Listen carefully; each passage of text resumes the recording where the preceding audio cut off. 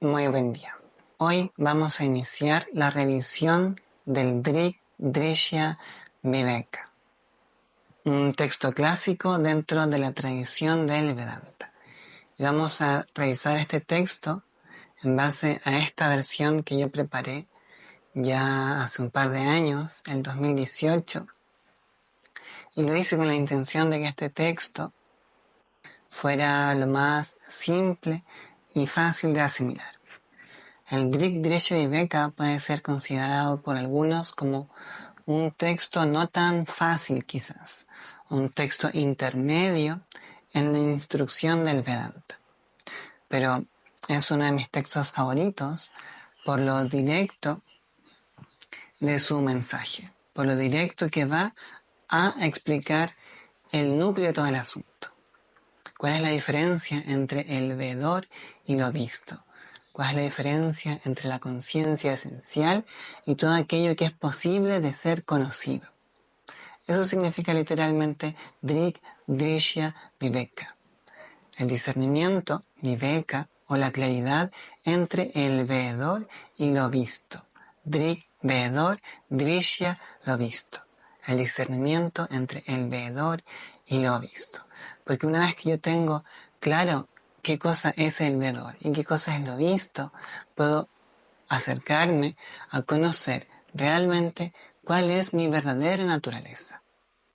El Vedanta es una tradición, un camino, una metodología para el conocimiento del sí mismo, para el conocimiento de aquello que yo soy antes de ser cualquier otra cosa, antes de ser un humano o un hombre o una mujer o un mamífero o materia. Yo soy algo, yo soy una esencialidad primordial.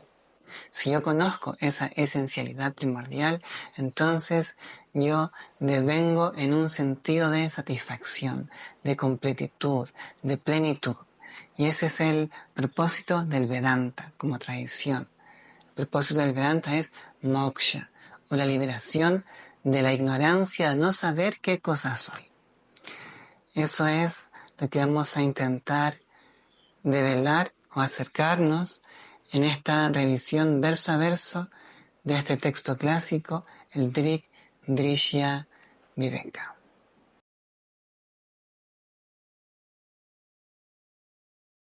Vamos entonces.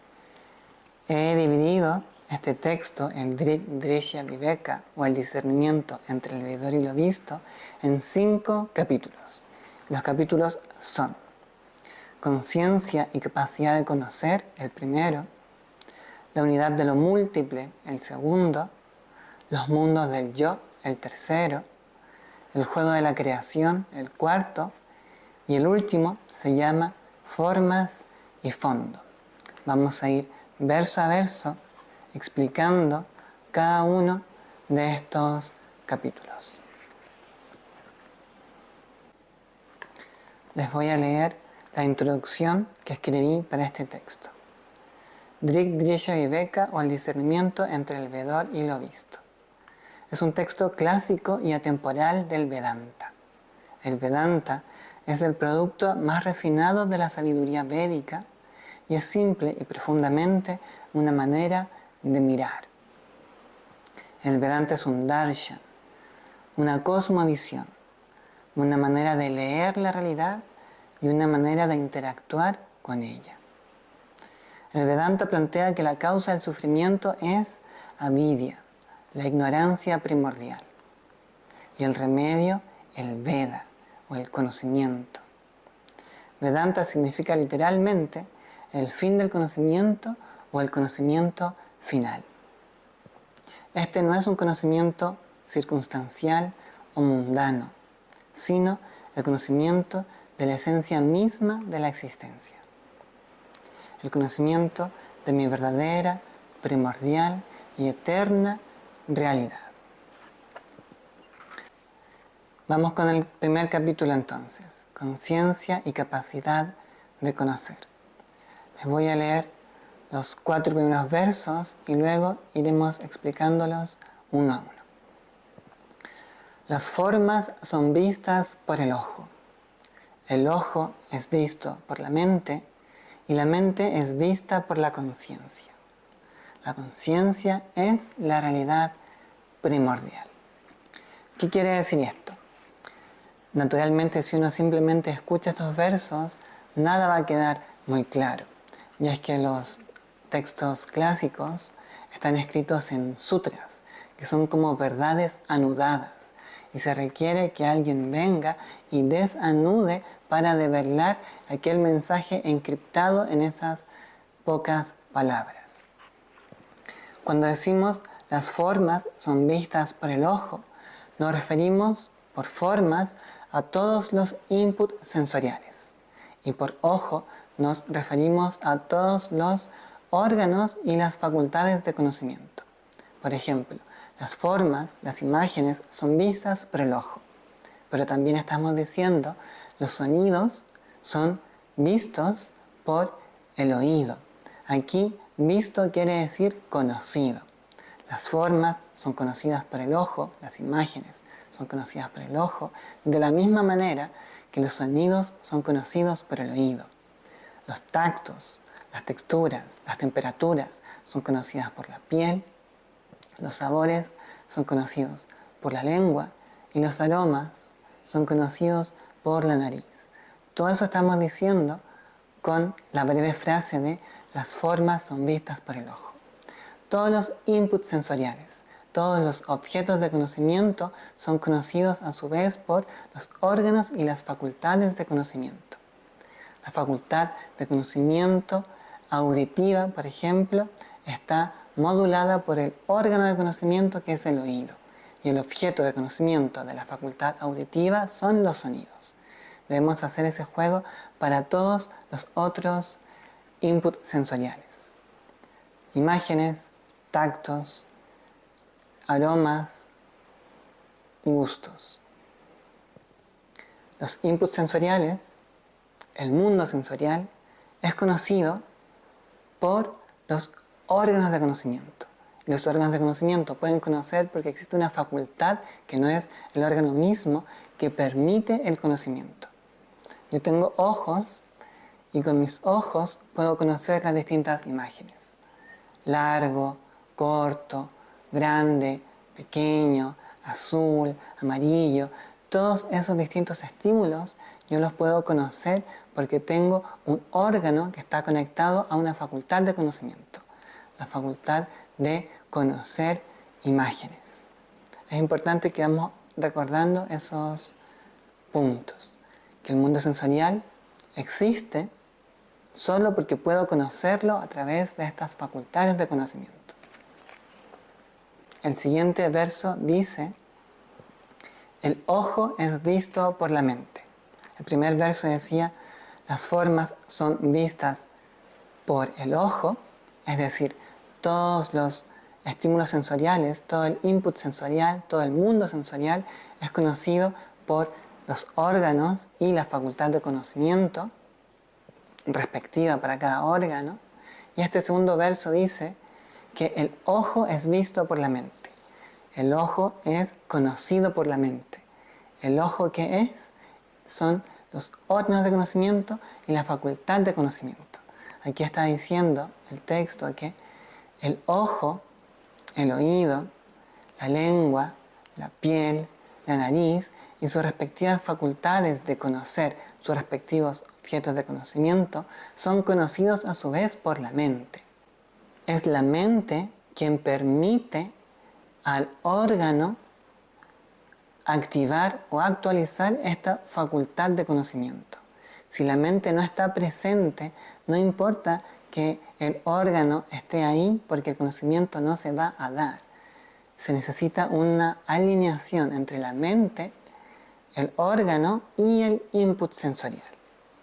Muchas veces uno puede estar distraído y quiere ver qué hora es y toma el teléfono o el reloj y el ojo está funcionando, yo llevo mi vista hacia ese objeto, el reloj o el teléfono, y puedo distinguir formas, pero dejo el reloj o el teléfono ahí y me preguntan, ¿qué hora es? Y yo, no lo sé. el ojo estaba funcionando bien, pero mi mente no estaba totalmente en ese momento. Yo levanté el teléfono o el reloj, llevé mis ojos a aquello, pero mi mente no estaba totalmente conectada. Y es por eso que no pude capturar el conocimiento. Otro ejemplo, a veces puedo estar en una multitud y hay muchas personas hablando y yo no distingo con claridad quién está diciendo qué cosa. Pero si yo me concentro, si agudizo mi mente y llevo mi atención hacia una particular persona, puedo efectivamente distinguir qué es lo que esa persona está diciendo. Lo que quiere decir es que el input sensorial no se conoce por sí mismo. No basta con que esté el input sensorial, el sonido, la imagen, el tacto. No basta con que esté el órgano de conocimiento, el ojo, la nariz, el oído, sino que se requiere que la mente esté prestando esta atención para que efectivamente el conocimiento se logre dar. El ojo es visto por la mente. Es decir, que la facultad de conocer es conocida a su vez por la mente. La mente sabe si el ojo está viendo totalmente bien, de manera nítida. La mente sabe si el ojo no está viendo bien. Imagina que te vienes recién despertando o estabas en una habitación oscura y de pronto sale la luz. Tú puedes darte cuenta que tu capacidad visual no está funcionando al 100%. Tu imagen es difusa, borrosa. O si tienes los ojos cerrados, puedes ser consciente de que no estás conociendo ninguna imagen. La mente conoce qué cosa está conociendo el ojo. La mente conoce cómo funcionan o los distintos grados de conocimiento de estas facultades del órgano sensorial. Yo sé si mi nariz, por ejemplo, está funcionando al 100%, yo sé si es que estoy bajo un resfrío, yo conozco que mi nariz no está funcionando al 100%. Yo puedo intentar oler, puedo acercarme una flor a la nariz, pero si estoy congestionado, mi nariz está ahí, mi facultad de conocer aromas está ahí, pero está corrompida, está interrumpida, es difusa, no es clara. Hay algo que conoce eso, y eso es la mente. La mente conoce si la capacidad de conocer del órgano es total, parcial o nula. Nos vamos acercando un poco al entendimiento de que lo que existe allá afuera no existe por sí mismo, sino existe y solo existe porque hay algo que lo está conociendo. Lo conocido no tiene una existencia independiente. Lo conocido solo existe porque hay algo que lo está conociendo. Vamos acercándonos hacia esa esencia de conciencia primordial. El tercer verso nos acerca y dice: y la mente es vista por la conciencia. Leamos los tres primeros versos. Las formas son vistas por el ojo. El ojo es visto por la mente y la mente es vista por la conciencia. ¿Qué estamos diciendo? Que el mundo sensorial, todos los inputs sensoriales, todas las cosas que yo puedo conocer, aromas, imágenes, sonidos, tactos, sabores, son conocidos por los órganos de conocimiento. Nariz, lengua, oídos, ojo y la piel, el tacto. Este es un instrumento que conoce el mundo exterior. Esto no es más que un instrumento. El cuerpo físico no es más que un instrumento. Es el Bahya Karana, o el instrumento externo. Y a la mente le llamamos el Antakarana, o el instrumento interno. La mente está conociendo a través de esta instrumentalidad externa que es el cuerpo. Las formas son vistas por el ojo es visto por la mente, y la mente es vista por la conciencia. La mente, este cúmulo de pensamientos, emociones, sentimientos, recuerdos, es conocido por la conciencia. Yo sé si estoy sintiéndome bien o estoy sintiéndome mal. Yo sé, yo conozco si siento rabia o si siento miedo o si siento pena. Yo conozco lo que está ocurriendo en mi mente. Yo soy capaz de mirar, por decir de una manera, mis pensamientos. Yo conozco mis pensamientos. Yo conozco mis sentimientos. Yo conozco mis emociones. Y una verdad o una clave para entender el pensamiento del Vedanta es que yo no soy aquello que puedo conocer. Yo no soy esta cámara que tengo frente a mí. Todo lo que tú puedes conocer no eres tú, es lo conocido, por ti la conciencia. Todo lo que conoces no eres tú. Tú puedes mirar esta cámara, o yo puedo en este momento mirar esta cámara. ¿La cámara qué es? Es una imagen, es una forma que está siendo capturada por el ojo y la facultad de conocimiento visual. Y eso está ocurriendo porque mi mente está alineada con ese conocimiento. Está la cámara, yo conozco a través de mi ojo, y el ojo está conociendo gracias a que la mente está prestando atención a este momento. Pero todo ese cúmulo de registros es conocido a su vez por otra cosa que es más sutil y esencial, y eso es la conciencia, la mente, y la suma de todos mis recuerdos, pensamientos y emociones está siendo conocida por algo, la conciencia. Yo conozco mis emociones, conozco mis pensamientos, conozco mis recuerdos. Hay algo que está atestiguando todo este devenir mental, todo este devenir emocional. Y como les decía recién, puedo recordar esta verdad del Vedanta, que yo no soy nada de lo que puedo conocer. Si yo conozco mi emoción, entonces yo no soy mi emoción. La emoción es algo que ocurre y yo me identifico con esa emoción y me vuelvo a esa emoción. Puedo recordar algo que pasó y al recordarlo me identifico con ello, puedo vivirlo emocionalmente nuevamente en mi cuerpo y me convierto en ello. Pero ese convertirme en ello requiere de la identificación. También puede darse el conocer sin identificación, el mero atestiguamiento, lo que en la psicología yógica y en el Vedanta se llama buddhi.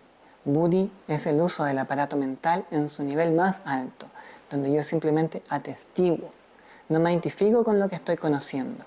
Cuando yo me identifico con lo que estoy conociendo, me vuelvo aquello y me vuelvo la rabia, me vuelvo la culpa, me vuelvo la pena, me vuelvo la depresión, me vuelvo lo que sea. Porque me identifico con aquello que existe en este campo de conciencia. Entonces, la mente es vista por la conciencia.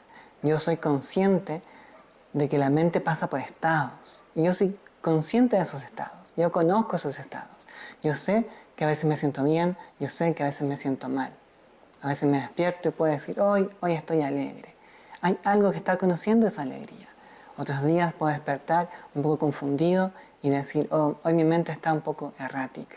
Y hay algo que está conociendo eso. El Vedanta te invita a gradualmente empezar a ensanchar la distancia de lo conocido con la capacidad de conocer, para que a poco uno pueda encontrar qué cosa es realmente esencial, qué cosa está ahí siempre y qué cosa es impermanente, qué cosa está ahí solo a veces. Todo lo conocido está ahí solo a veces. La conciencia que conoce está ahí siempre. Eso irá quedando más claro con los versos venideros. Y el último verso del primer capítulo de la primera sección dice: la conciencia es la realidad primordial. Una breve recapitulación de estos 4 primeros versos. Las formas son vistas por el ojo. El ojo es visto por la mente. La mente es vista por la conciencia y la conciencia es la realidad primordial. Vimos que en las formas nos referimos al mundo sensorial, a lo que comúnmente se puede llamar el mundo, lo de afuera. Todos los posibles inputs sensoriales. Todo aquello es conocido por el ojo, la nariz, la piel, el oído y la lengua. Los órganos de conocimiento y sus respectivas facultades de conocimiento. Y estas facultades de conocimiento la están conociendo porque la mente le está permitiendo el conocer. La mente está activa y permitiendo el conocer. Y todo lo que se registra finalmente en la mente es conocido por una esencialidad, por una primordialidad. Y aquello es la conciencia. La conciencia es la realidad primordial. En sánscrito, sakshi, o el testigo. Esta capacidad primordial de atestiguar todo aquello todo lo que ocurre en mi campo mental. La conciencia es la realidad primordial. Por conciencia debo entender conocibilidad. Conciencia es capacidad de conocer, esta conocibilidad esencial.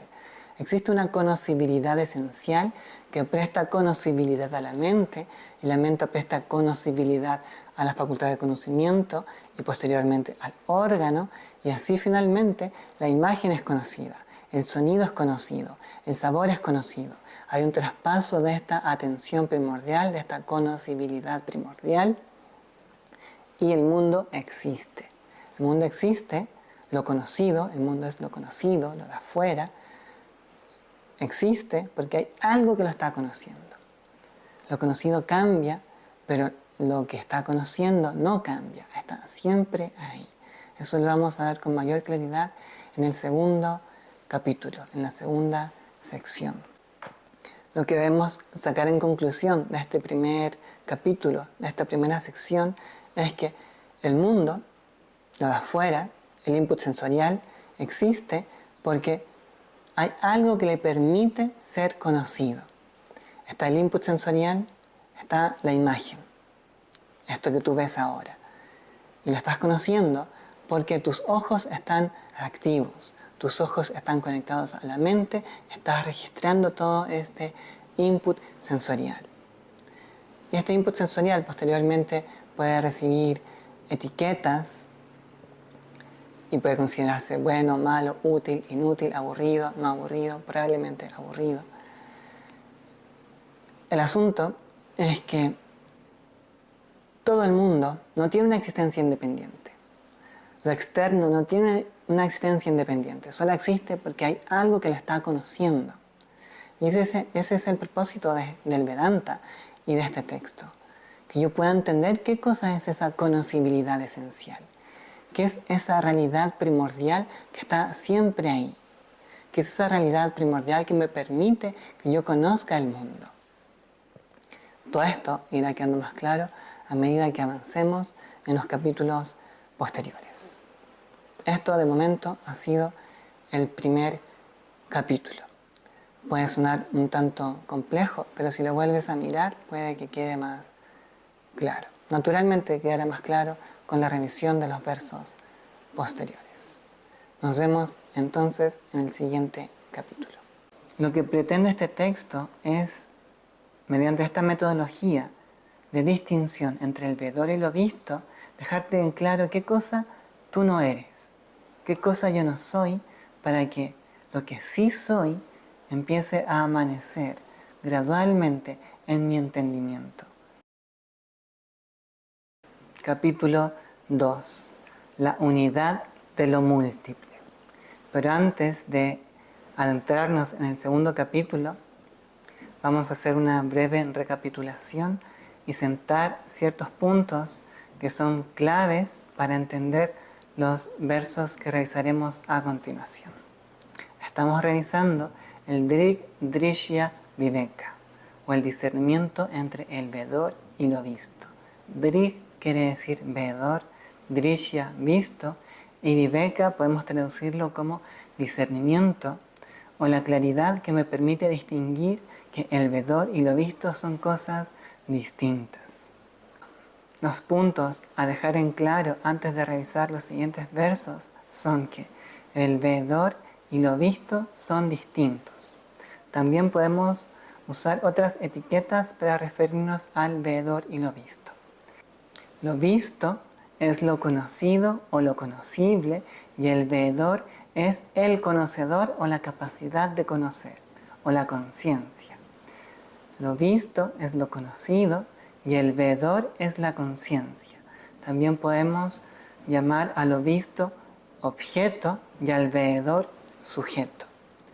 Vedor, el conocedor, lo visto, lo conocido. El vedor, el sujeto, y lo visto, el objeto. Es importante mantener eso en la mente para poder entender los siguientes versos.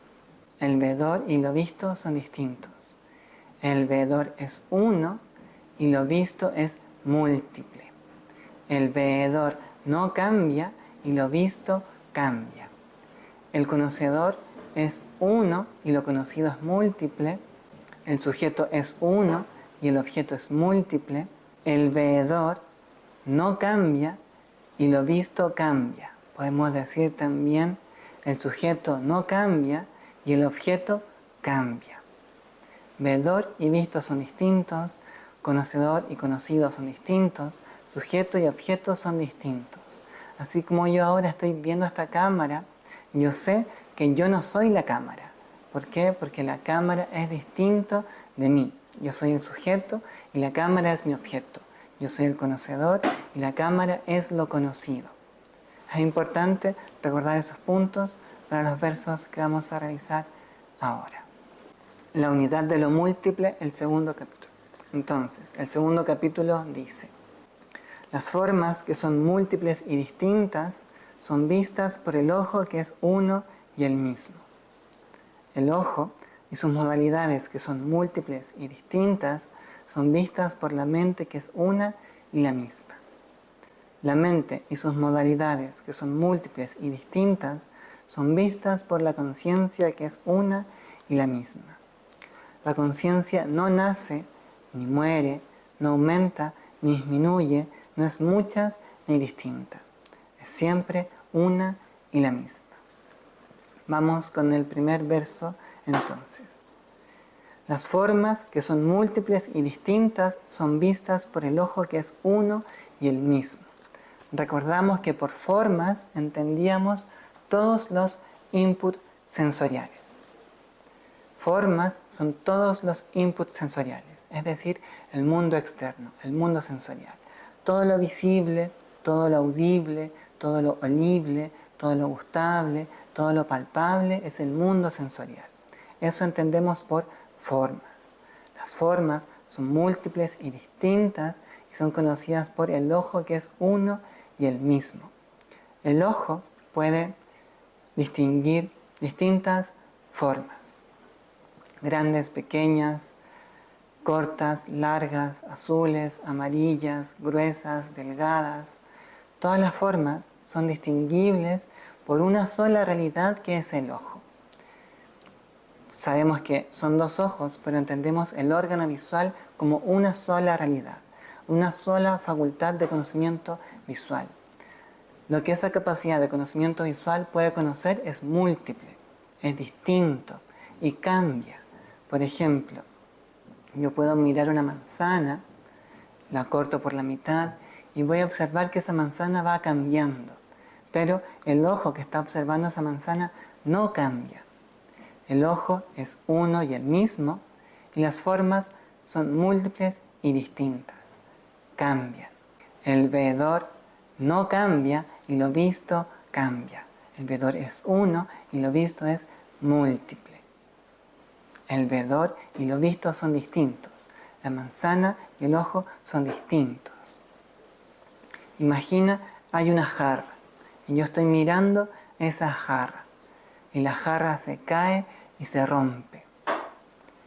Si la jarra se cae y se rompe, el ojo no se cae ni se rompe. ¿Por qué? Porque el ojo y la jarra son distintos. Parece obvio, pero el asunto es que cuando se va volviendo más sutil el asunto, cuando yo empiezo a ver los pensamientos y las emociones, que son objetos, a veces yo caigo en identificación y creo ser aquella emoción, aquel pensamiento, aquel recuerdo. Me olvido de que sujeto y objeto son distintos. Me olvido de que el veedor y lo visto son distintos. El ojo no se rompe si la jarra se rompe. ¿Por qué? Porque ojo y jarra son distintos. El ojo y las formas son distintas. La facultad de conocimiento sensorial y el objeto de conocimiento sensorial son distintos. Los sonidos son distintos del oído. Las formas son distintas del ojo. Y así. Las formas, es decir, los objetos de conocimiento sensorial son múltiples, son distintos entre sí, pero la facultad que los conoce es una y la misma. Y es porque esa facultad permanece siendo una y la misma que puede distinguir los cambios en aquello que está conociendo.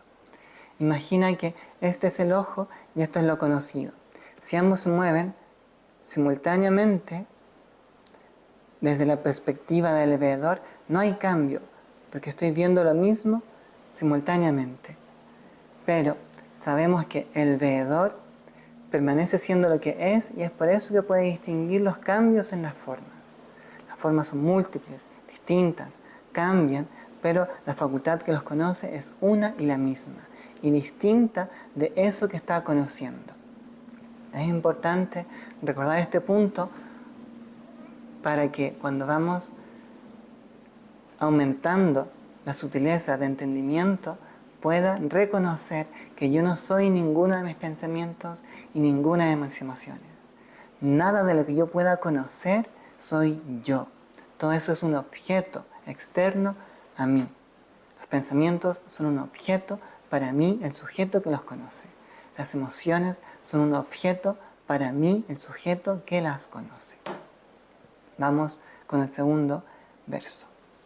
El ojo y sus modalidades, que son múltiples y distintas, son vistas por la mente, que es una y la misma. Aquí nuevamente, por ojo entendemos todas las facultades de conocimiento sensorial, el oído, la nariz, la lengua, la piel, y sus modalidades o los grados en los cuales conocen. Todas estas modalidades son conocidas por la mente. Vimos que yo soy consciente de saber si mi ojo está conociendo o no está conociendo. Si yo tengo mis ojos cerrados, yo soy consciente de que no estoy conociendo ninguna imagen. Abro los ojos y soy consciente de las imágenes que estoy conociendo.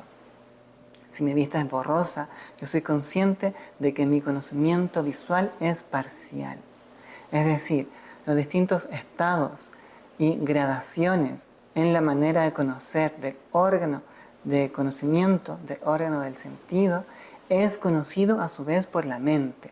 La mente permanece siendo una y la misma, y es por eso que puede conocer los distintos cambios en los estados de conocimiento de los órganos sensoriales. De hecho, la mente es una y la misma y conoce la capacidad de conocer sonidos, la capacidad de conocer imágenes, la capacidad de conocer tactos, la capacidad de conocer sabores y la capacidad de conocer aromas. Lo visto es múltiple, lo visto es distinto, lo visto es el objeto y en este caso el sujeto es la mente. En este caso la mente es el conocedor.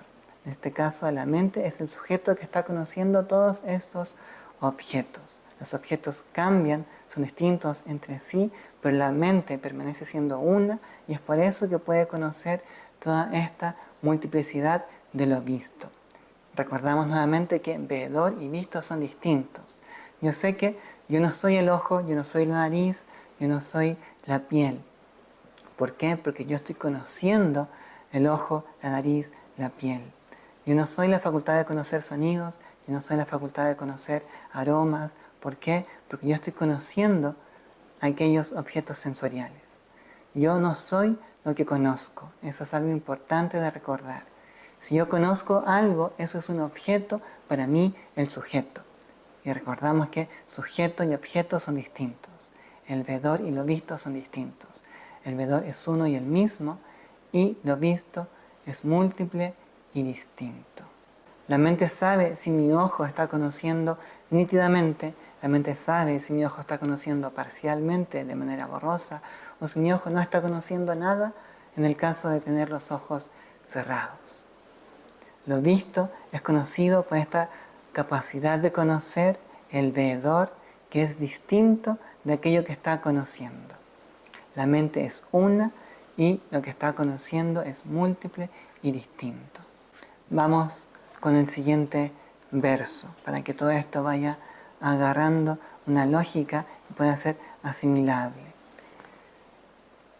Lo que pretende este texto es, mediante esta metodología de distinción entre el veedor y lo visto, dejarte en claro qué cosa tú no eres, qué cosa yo no soy, para que lo que sí soy empiece a amanecer gradualmente en mi entendimiento.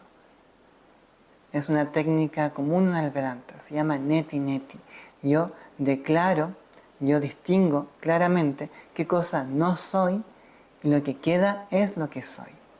Porque yo no puedo conocer al sujeto esencial, como vamos a ver a continuación. De la misma manera que los ojos no pueden conocerse a sí mismos. Los ojos me permiten conocer todas las formas, todas las posibles imágenes, grande, chico, pequeño, todos los colores, todas las profundidades. El ojo puede conocer todo el mundo visual. Todo el conocimiento visual es capturable a través del ojo. El ojo conoce todo, pero lo único que el ojo no puede conocer es a sí mismo. El ojo no puede verse a sí mismo. El ojo ve todo afuera, pero no puede verse a sí mismo. Yo puedo ver a mis ojos en un espejo, pero eso es un reflejo. Yo puedo ver a mis ojos en una imagen, en una fotografía, en un video, pero eso no es la visión del ojo directo. El ojo no puede mirarse a sí mismo. El ojo puede mirar todo lo de afuera, pero no puede mirarse a sí mismo. El sujeto último no es un objeto. El sujeto es siempre sujeto. Cuando lleguemos al último punto, cuando nos demos cuenta de que lo más esencial es esta conocibilidad, esta conciencia, nos daremos cuenta que la conciencia no puede conocerse a sí misma. ¿Por qué? Porque la conciencia no es un objeto. La conciencia es el sujeto último, que está conociendo todo este mundo sensorial a través de estas facultades de conocimiento visual, auditivo y así. Vamos con el siguiente verso para que esto empiece a quedar más claro. La mente y sus modalidades, que son múltiples y distintas, son vistas por la conciencia que es una y la misma. Deseo, determinación, miedo, rabia, alegría, pena, son distintos entre sí.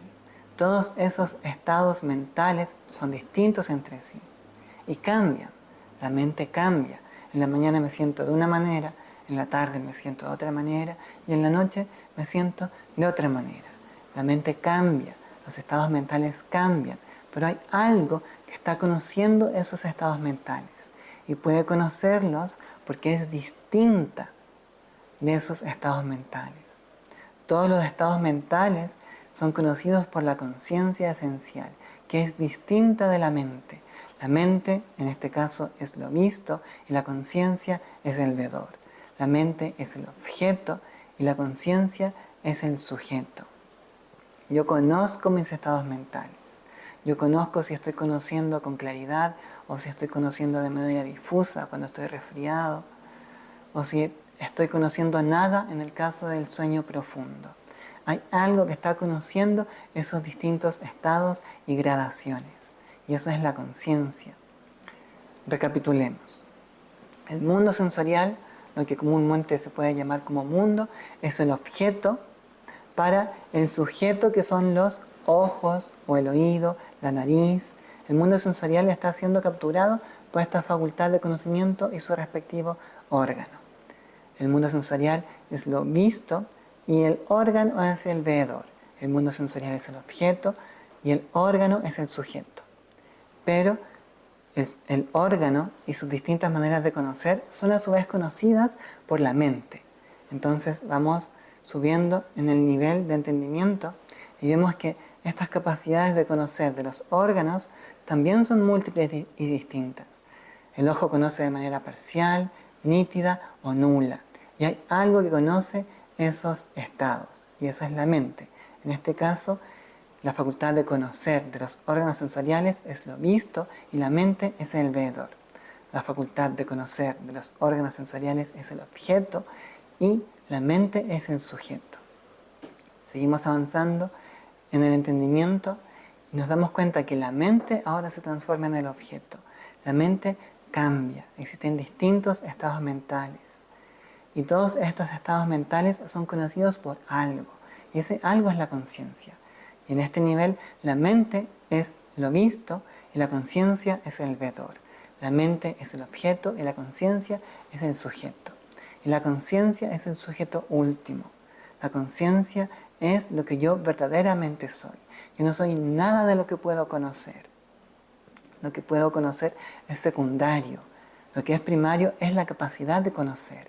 Porque si no hay capacidad de conocer, nada puede ser conocido. El propósito de este texto es darte esa claridad, distinguir entre el veedor y lo visto, entre el sujeto y el objeto, entre lo conocido y la conciencia esencial. Vamos al último verso de este capítulo.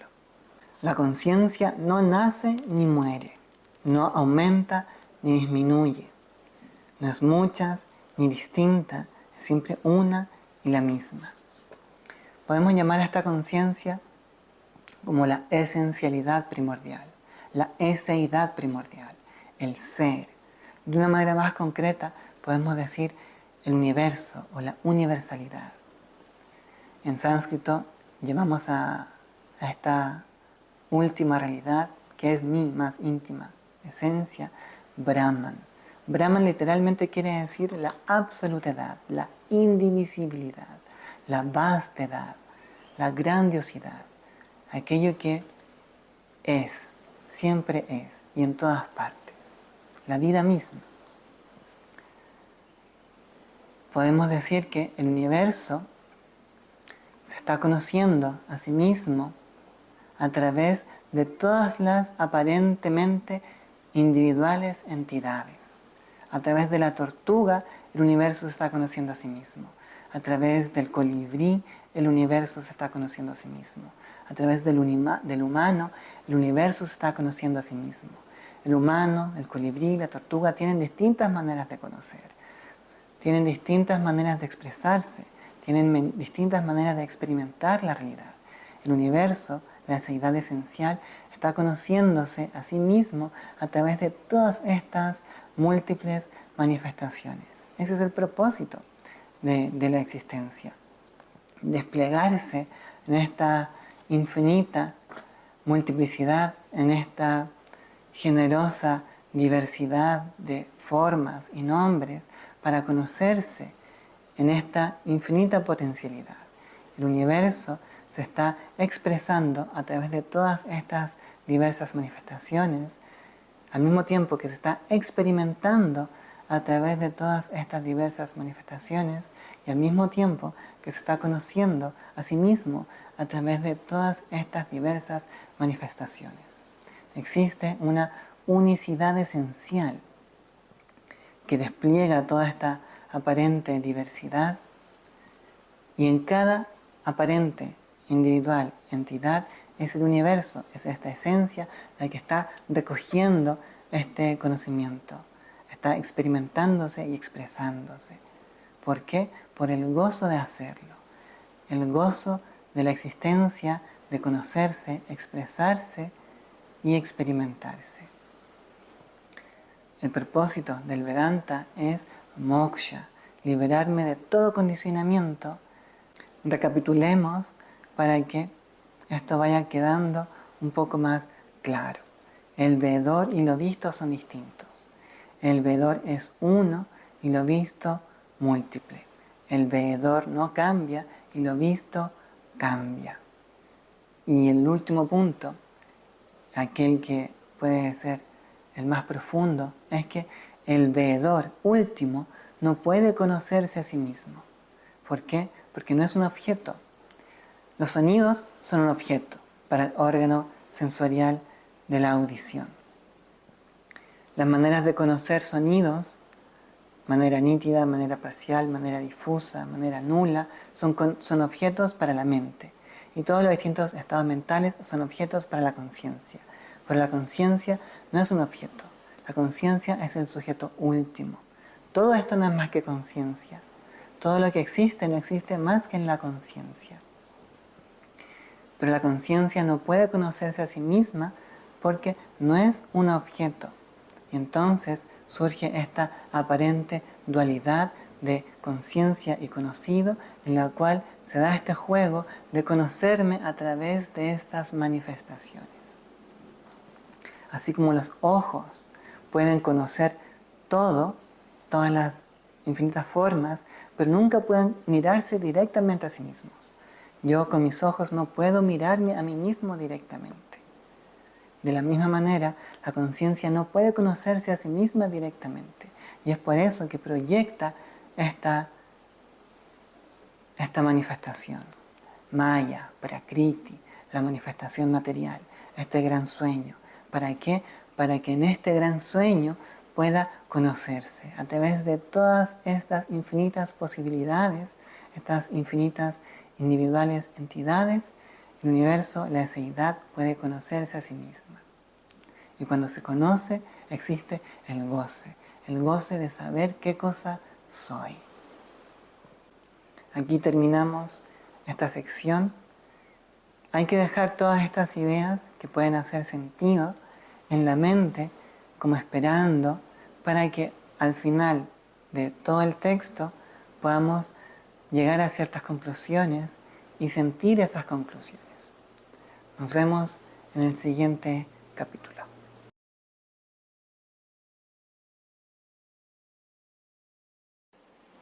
Muy buen día.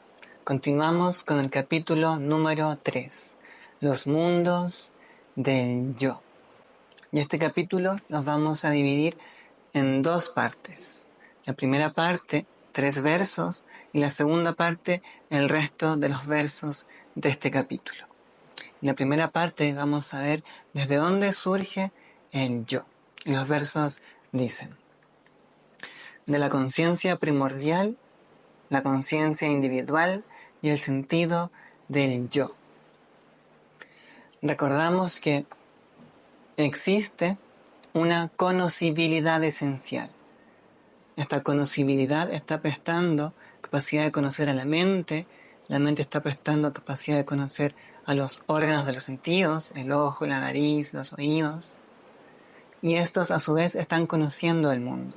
El mundo es conocido porque existe una capacidad de conocer esencial, la conocibilidad primordial. De esta conocibilidad primordial surge la conciencia individual, una conocibilidad relativa o secundaria, y de aquello se deriva el sentido del yo. Esta conocibilidad esencial podemos entenderla como una luz esencial, como una primordialidad esencial que ilumina aquello que yo estoy conociendo. Porque en la práctica, yo para conocer algo necesito luz. Imagina que estás en una habitación oscura, totalmente oscura. No importa que tengas los ojos abiertos, no vas a poder conocer nada. Estás con los ojos abiertos, pero en una habitación totalmente oscura, totalmente oscura. Aunque mantengas los ojos abiertos, no puedes conocer nada. ¿Por qué? Porque se requiere luz para conocer. Enciendes una vela, un fósforo, enciendes la luz y entonces puedes conocer. La conocibilidad es principalmente luminosidad o luz. Luz es conocibilidad. Existe una luz primordial que permite esta conocibilidad esencial. Hay un verso muy bello en los Upanishads que dice que esta conocibilidad, esta conciencia esencial es la luz que ilumina todas las luces. Vamos a entender esta conocibilidad primordial, esta conciencia primordial, como la fuente de todas las conciencias relativas. Así como hay superficies, combinaciones materiales que permiten reflejar la luz del sol, como un charco de agua, un espejo, una superficie metálica, todas esas combinaciones materiales permiten reflejar la luz del sol. Así, hay particulares combinaciones materiales que permiten reflejar esta conocibilidad esencial.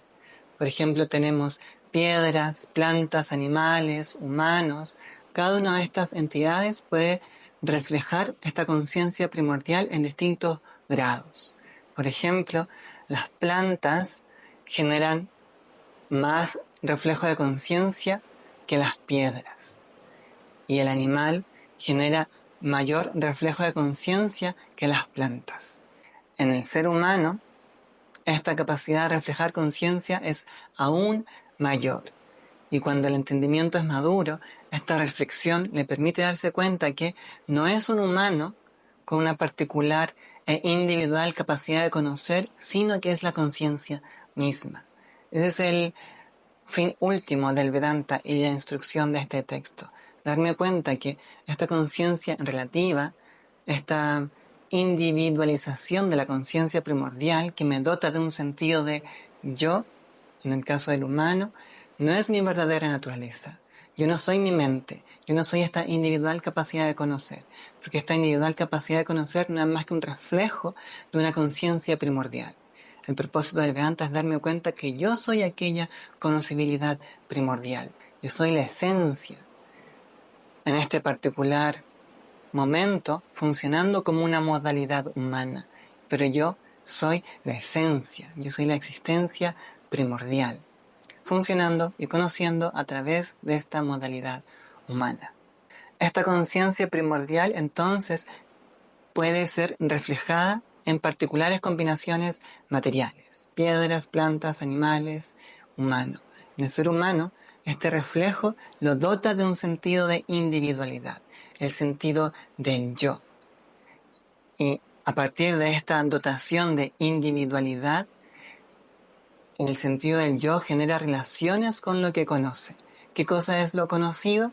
Los objetos sensoriales, los sonidos, las imágenes, los tactos, los aromas, los sabores, todo eso es el mundo sensorial. El sentido del yo genera relaciones con lo conocido. Un campo de lo conocido es el objeto sensorial, los objetos sensoriales, el mundo sensorial, y la otra parte de lo conocido es los objetos mentales. Los pensamientos, las emociones, los recuerdos, todo es objeto mental. Objeto sensorial, aquello que yo capturo a través de los órganos de los sentidos, y objeto mental, aquello que es generado por la mente. Este sentido del yo genera entonces relaciones con lo que conoce. Y a un nivel básico, esta relación con lo que se conoce es dual. Principalmente raga y dvesha, en sánscrito, que quiere decir atracción y rechazo. El sentido del yo genera relaciones con lo que conoce, sean los objetos sensoriales o sean los objetos mentales. Y esta relación es de atracción o rechazo. Me acerco a algo, busco algo o me alejo de algo. Me mantengo en distancia de ese algo. Y esta relación de identificación, esta relación que se tiene con lo que se conoce, mantiene al ser humano en un constante vaivén emocional y mental. Porque esta dualidad básica de atracción y rechazo me mantiene en ansiedad. Hay algo que me atrae y quiero poseer, quiero experimentar, quiero ser uno con aquello que me atrae. Y entonces está la ansiedad por conseguir aquello, por estar con aquello o por ser aquello. Y en el otro caso, el caso del rechazo, si viene algo que a mí no me gusta, una enfermedad, una situación no tan agradable, hay una ansiedad también para alejarme de aquello. Entonces, este vaivén emocional y mental de querer acercarme, querer aquello que me genera atracción o querer alejarme de aquello que me genera rechazo o repulsión, es conocido como samsara. Samsara es simplemente inquietud. Nunca estoy quieto porque siempre hay algo que quiero y siempre hay algo que no quiero. Raga y dvesha. Y esa es la relación básica que se tiene con lo conocido. El sentido del yo genera esta relación con lo que se conoce, que es a un nivel básico de atracción o rechazo, aversión o apego, miedo, rabia, deseo, expectativa, y toda la batería emocional y mental surge a partir de esta relación que yo genero con aquello que estoy conociendo, sea un objeto sensorial o sea un objeto mental. La particular combinación material humana permite reflejar esta conciencia. La conciencia primordial existe, es como el sol que existe afuera, por decirlo de una manera, y permite que yo conozca todo mi día a día. Cuando llega el día es porque el planeta está en un movimiento en donde el sol es capaz de ser percibido y yo conozco todo lo que puedo conocer. Esta luminosidad que me permite conocer viene dada, en este caso, por el sol como algo externo. Por esta conocibilidad primordial que estamos hablando, es algo que viene desde dentro. Desde dentro viene esta conocibilidad esencial, aquello que me permite conocer. Y desde ahí, junto con esta combinación material que el humano es, surge la mente, el sentido del yo. Y la mente da luminosidad a los órganos de los sentidos, a esta instrumentalidad corpórea, y el mundo es conocido. El mundo solo es conocido porque existe una capacidad de conocer, y aquella capacidad de conocer es esencial. El mundo es el objeto y la conciencia primordial es el sujeto. El mundo es lo visto y la conciencia es el veedor. Veámoslo de esta manera. Existe el sol, existe un espejo.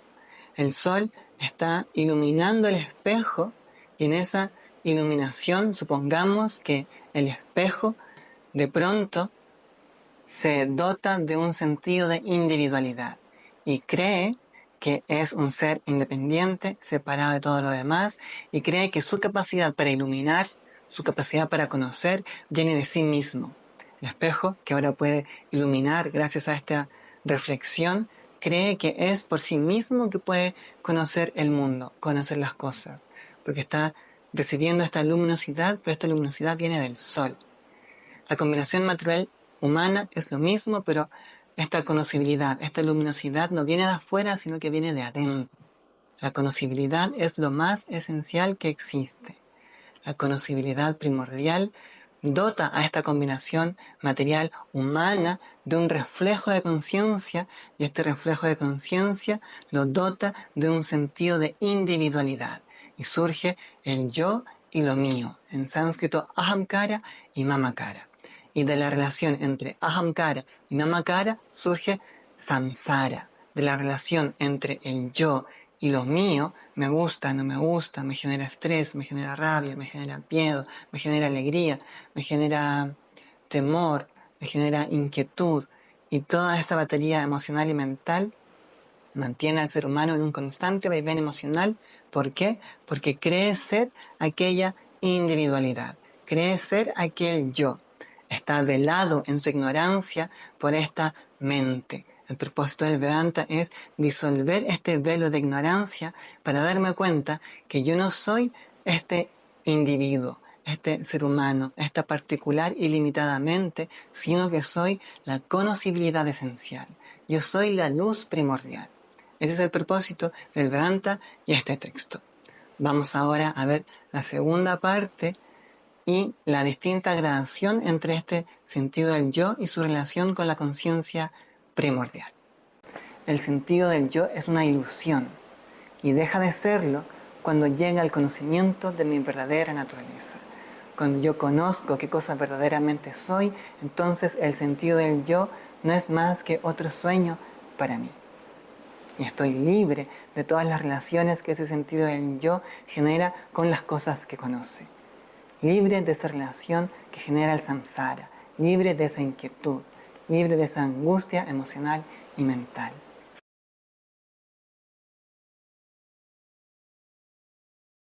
Entonces estamos viendo la segunda parte de este tercer capítulo llamado Los mundos del yo, y los versos son los siguientes. El sentido del yo es relativo y pasa por 3 estados de conciencia. En el estado de vigilia, el sentido del yo es consciente del mundo sensorial, el cuerpo y la mente. En el estado de ensoñación, el sentido del yo es consciente de la mente, y en el estado de sueño profundo, el sentido del yo es consciente de nada. ¿Qué quiere decir esto? Lo primero es recordar que el sentido del yo es relativo. ¿Qué quiere decir que sea relativo? Quiere decir que no tiene una existencia independiente, así como un objeto y su reflejo en el espejo. El objeto, digamos una manzana, puede existir sin reflejarse en el espejo, pero el reflejo en el espejo de la manzana no puede existir si la manzana no existe. Esa es la relación entre el sentido del yo y la conciencia primordial. El sentido del yo es relativo, no tiene una existencia independiente. Su existencia depende de esta conocibilidad esencial que le permite conocer. Y le permite conocer de 3 maneras, que son las que vamos a revisar a continuación. Y estas tres modalidades son vigilia, ensoñación y sueño profundo. El estado de vigilia inicia cuando me despierto y termina cuando me pongo a soñar o caigo en sueño profundo o cuando el cuerpo ya no es más capaz de permitir este reflejo de conciencia. Por ejemplo, está la electricidad y está el televisor. Y supón que algo le cae al televisor y se rompe el televisor. Aunque yo lo conecte a la electricidad, el televisor no va a prender. ¿Por qué? Porque su particular combinación material ya no es capaz de reflejar conciencia. Eso es lo que pasa cuando el cuerpo muere. La conciencia, la electricidad siempre está ahí.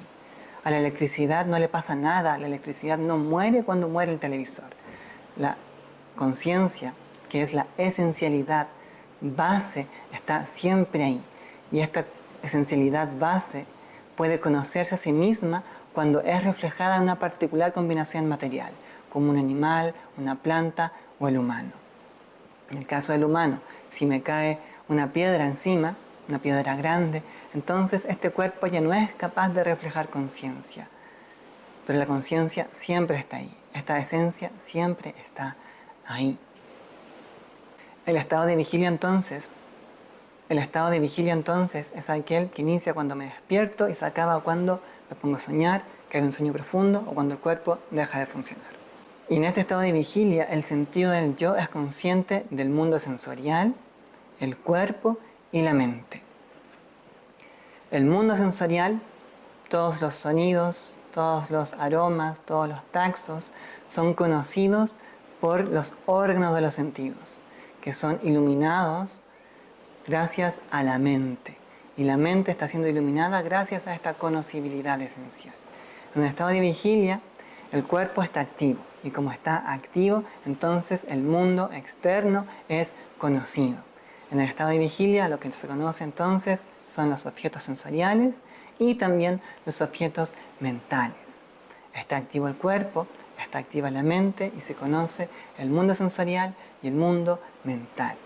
Ese es uno de los estados del sentido del yo y su relación con la conciencia primordial. Y en este estado podemos decir que el sentido del yo está totalmente proyectado. Vamos a ver la diferencia entre los siguientes modos en los cuales el sentido del yo existe. En el estado de ensoñación, el sentido del yo es consciente de la mente. El estado de ensoñación es aquel donde yo estoy soñando, estoy acostado, dormido, ya no soy consciente del mundo sensorial, me olvido, me entrego a este sueño y ya no conozco el mundo sensorial. Pero sigo conociendo. ¿Y qué estoy conociendo ahora? Estoy conociendo los registros mentales. Y la mente, en este estado más flexible, con menos leyes físicas, podríamos decir, se mezcla. Y todos los registros mentales se mezclan de una manera un tanto exótica, pero que gozan de una coherencia interna mientras estoy soñando. Yo mientras estoy soñando no juzgo, no encuentro incoherencias en este mundo de sueños. Puede que abra una puerta y aparezco en otro país y puedo irme montando dinosaurios y nada de eso me parece incoherente hasta que despierto. Una vez que despierto me doy cuenta que ese mundo que parecía tan coherente y real no era más que una ilusión. Ese estado de ensoñación, el sentido del yo está conociendo solo los registros mentales y no el mundo sensorial porque el cuerpo no está totalmente activo. En este estado decimos que el sentido del yo está parcialmente proyectado. Y el tercer estado. En el estado de sueño profundo, el sentido del yo es consciente de nada. El sentido del yo, en este estado de sueño profundo, ya no conoce el mundo sensorial. El cuerpo no está totalmente activo y yo no estoy conociendo el mundo sensorial. Y la mente también entra en reposo, tampoco está activa. Yo no conozco ni siquiera mis sueños. No conozco el mundo sensorial y tampoco conozco el mundo de mis sueños. El sentido del yo está en un estado de conocer solo la ausencia. El sentido del yo solo conoce la ausencia de contenido. Y aquí yo me puedo dar cuenta que hay algo que está conociendo esta ausencia. Y eso es la conocibilidad esencial. Ese es un tip para darme cuenta que yo no soy el yo de la vigilia, yo no soy el yo del sueño y tampoco soy el yo profundo. Porque hay algo que está en esos tres estados. Hay algo que está conociendo esos tres estados. Y eso es la conciencia primordial, Sakshi, el testigo, o mi verdadera naturaleza. En el estado de sueño profundo no se conoce el mundo sensorial y tampoco se conoce la mente, solo se conoce la ausencia. En este estado decimos que el sentido del yo no está proyectado. Este estado de sueño profundo es un estado al cual a uno le gusta ir. Cuando uno está cansado, independiente de cómo haya sido el día, uno al final se entrega al dormir, al sueño profundo. Yo dejo ir todo, independiente de cómo sea mi día, yo dejo ir todo y quiero dormir. Solo quiero un sueño reparador. ¿Y por qué es tan grato este estado? Porque en este estado no existe la mente. En este estado la mente está apagada. Y es por eso que se da una regeneración, un reposo, una recuperación de energía. Porque yo no estoy gastando mi energía en mis pensamientos, en mis emociones, en mis expectativas, en mis ansiedades, en mis intentos por entender toda esta realidad. Nada de eso. Simplemente me entrego al sueño profundo. Y es por eso que me da calma. Y aquí hay otro tip. Yo me puedo dar cuenta que todos queremos ir a ese estado de no mente, por decirlo así. Porque en ese estado de no mente hay felicidad, hay tranquilidad, hay una paz. El Vedanta propone acceder a ese estado de no mente de una manera consciente. ¿Y cómo se hace? Mediante el conocimiento, mediante el reconocimiento de qué cosa soy verdaderamente. Darme cuenta que no soy el yo del estado de vigilia, no soy el yo del sueño y tampoco soy el yo profundo. Soy la conciencia que conoce. Y la conciencia que conoce es siempre la misma e inalterable. Así como los ojos no se rompen si se rompe la jarra que yo estoy mirando, así como los ojos no cambian si yo miro cómo una planta crece, se desarrolla, da frutos, los ojos no cambian, siguen siendo lo mismo. La conciencia es distinta de lo conocido, el veedor es distinto de lo visto. Lo visto cambia, es múltiple, pero la capacidad para conocerlo no cambia, y es siempre la misma. Y la naturaleza de esa conciencia esencial, y la conciencia de esa naturaleza esencial es el gozo de saber qué cosa soy, el gozo de saberme libre de todo mi contenido mental. El contenido mental puede estar ahí, pero yo soy distinto al contenido mental. Yo soy distinto a esta cámara que estoy conociendo en este rato. Yo soy distinto de los sonidos que estoy escuchando. Yo soy distinto de los objetos mentales que están pasando por mi mente. Yo soy libre de todo eso. Moksha. Yo soy la conciencia primordial, aquello que permite conocer. Pero mi relación con lo conocido no tiene por qué ser de angustia ni de inquietud, porque yo no soy lo que conozco, yo no soy mis emociones, yo no soy mis pensamientos, yo no soy nada de lo que puedo conocer. Yo soy libre y por siempre libre. Recapitulemos. El sentido del yo es relativo, que quiere decir que no tiene una existencia independiente. El sentido del yo existe porque la conciencia primordial le permite esta conciencia individual. Esta conciencia individual genera el sentido del yo y el sentido del yo genera ahamkara y mamakara, la relación con lo mío. Me gusta, no me gusta, con todos los objetos con los cuales yo entro en interacción, los objetos sensoriales y los objetos mentales. Y esta relación siempre va a ser de angustia, porque yo siempre voy a querer algo o siempre voy a querer alejarme de algo. No quiero enfermedades, no quiero malos momentos. Hay un rechazo que yo tengo hasta ciertas cosas y hay una atracción que yo tengo a ciertas cosas.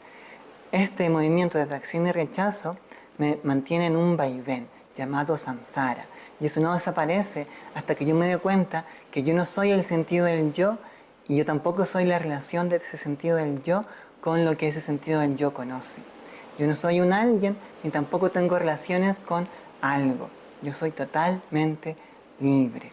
Hasta que no me dé cuenta de mi verdadera naturaleza, yo viviré en samsara, generando relaciones de atracción y rechazo con las cosas que conozco. El sentido del yo es relativo porque no puede existir sin esta conciencia primordial. Así como esta manzana y el reflejo de la manzana en el espejo es la relación. La manzana puede existir sin la necesidad de reflejarse en el espejo, pero la manzana que existe como reflejo en el espejo no puede existir si la manzana no existe. El sentido del yo es eso, es relativo. No puede existir sin algo que le preste conciencia, sin esta conciencia primordial que le permita entenderse y pensarse como una conciencia individual. El sentido del yo es temporal y deja de existir cuando se corta la relación entre la combinación material que permite el reflejo de conciencia y la conciencia primordial, como el televisor que vimos, por ejemplo. El televisor no puede reflejar conciencia, no puede reflejar esta electricidad si sufre un desperfecto. Si los cables se cortan, entonces el televisor ya no puede reflejar la conciencia. A la conciencia, a la electricidad, no le pasa nada. Simplemente el televisor ya no es capaz de reflejar esta electricidad. Lo mismo con el cuerpo. El cuerpo, si se cae, si algo le pasa, algo fuerte, ya no puede reflejar la conciencia. Pero la conciencia primordial no le pasa nada. La conciencia primordial no nace ni muere, no cambia, no es múltiple, es siempre una y eterna realidad. El sentido del yo es una ilusión y deja de serlo cuando llega el conocimiento de mi verdadera naturaleza. Cuando yo conozco qué cosa verdaderamente soy, entonces el sentido del yo no es más que otro sueño para mí. Y estoy libre de todas las relaciones que ese sentido del yo genera con las cosas que conoce.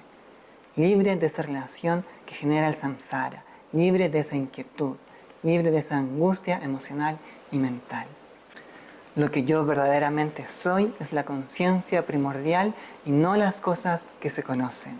Soy el veedor y no lo visto. Soy el sujeto y no los objetos. Soy la única y eterna realidad.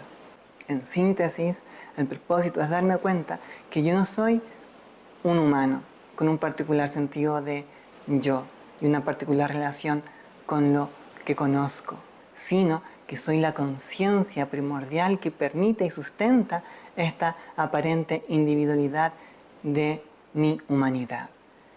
Entiendo mi humanidad, entiendo su circunstancialidad, pero no creo que es mi verdadera esencia. Yo sé que no soy esta individualidad aparente. Yo sé que soy la conocibilidad esencial. Soy esta luz que ilumina todas las luces. Soy la capacidad de conocer y no lo conocido. Soy el veedor y no lo visto. Como la intención de este texto, Drik Drishya Viveka, distinguir con claridad qué cosa es lo visto y qué cosa es lo que está viendo, qué cosa es lo conocido y qué cosa está conociendo. Nos vemos en el siguiente capítulo. Realmente solo existen dos cosas, lo conocible y la capacidad de conocer lo conocible. Lo conocible y la capacidad de conocer. Y hemos visto hasta el momento que existe una capacidad de conocer esencial, conciencia, una conocibilidad esencial. Y que esa conocibilidad es, vamos a decir, un poder de la existencia, un poder de la realidad. La realidad tiene el poder de conocer. Pero recordamos que la realidad es solo una. Aparenta ser múltiple, pero es solo una. Existe una esencia, una esencialidad. Y esta esencialidad tiene el poder de conocer, la capacidad de conocer, o la conciencia. Una conciencia esencial. Solo dos cosas, lo conocible y la conciencia. Lo conocible y aquello que conoce lo conocible, o la capacidad de conocer, o conciencia. Lo conocible podemos dividirlo en dos grupos. Aquello que es conocido y aquello que es desconocido.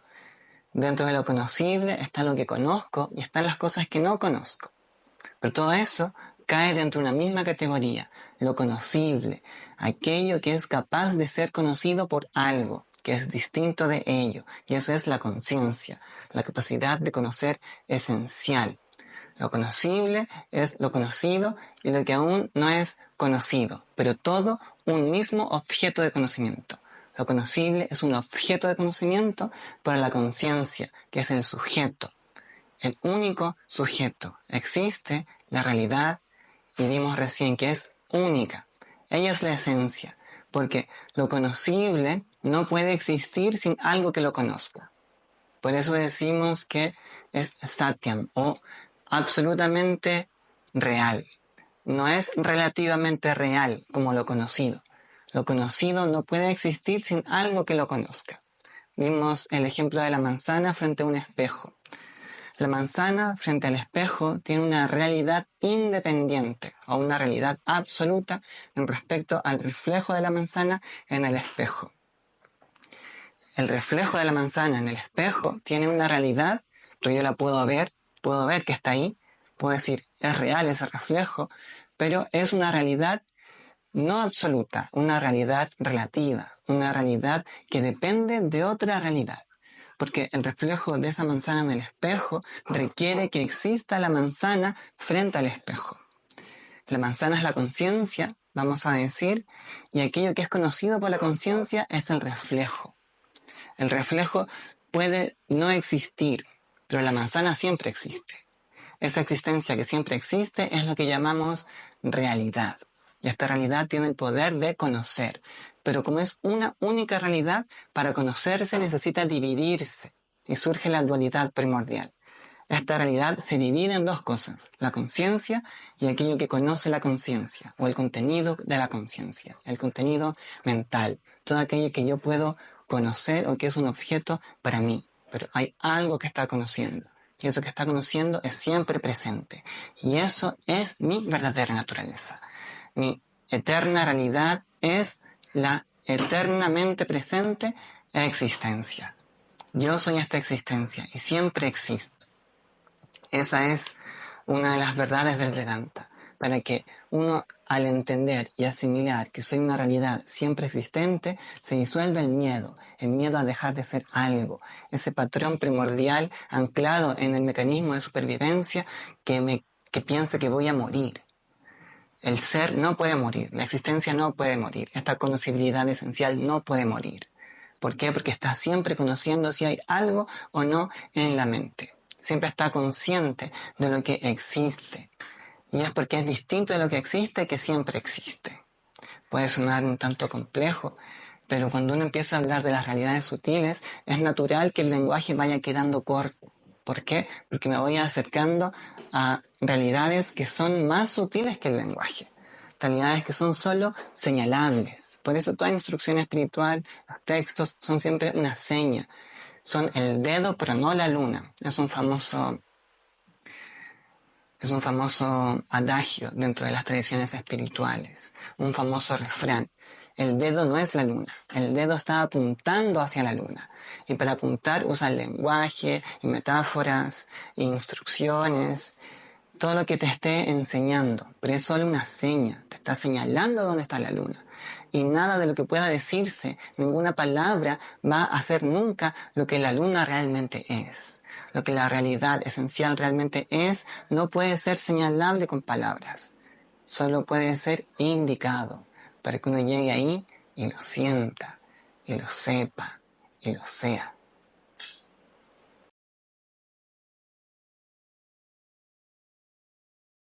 Continuamos entonces con el capítulo número 4, el juego de la creación. Y los versos son los siguientes. De la potencialidad de la realidad, un doble poder. El poder de proyección y el poder de velamiento. Del poder de proyección surge el sentido del yo y la manifestación, y del poder de velamiento surge la ignorancia entre la relación del sentido del yo y la conciencia, y la ignorancia entre la relación de la manifestación y la existencia. Esta ignorancia es la causa del sufrimiento.